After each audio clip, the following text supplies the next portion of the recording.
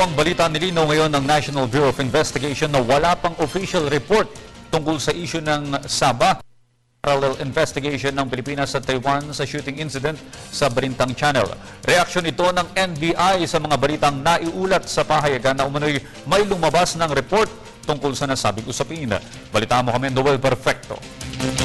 Pinabulaanan ni NBI Director Donatos Rojas sa mga naglabas ng front cover stories ng ilang broadsheets na mayroon umunong mga natapos na reports ng ahensya, partikular sa Sabah reclamation issue ng Sultanate of Sulu at ng 38 mga taga-suporta nito at ang usaping Taiwan investigation na pinatupad ng 8-man NBI team kamakailan.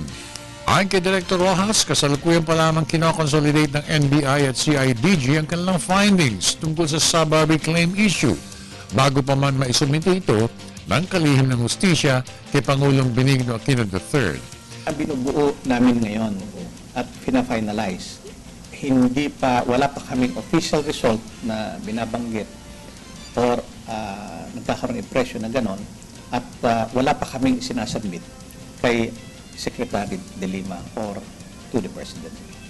Kasalukuyan pina-fast track pa rin ng NBI ang kanilang report upang makumpleto na ang isang thorough at malalimang report atas ng Pangulong Pinoy. Tungkol naman sa inaantay na report ng 8-man NBI experts team na nagsagawa ng investigation sa Taiwan, ayon kay Rojas, kanilang masusing pinag-aaralan bago maisubmit kay Secretary Laila De Lima. Matinding evaluation ang ginagawa ng NBI probers sa mga ebidensyang nakalap sa Taiwan para makabuo ng isang final report this week. Halos around the clock ang trabaho ng mga agents at mga technical people namin para mabuo itong report.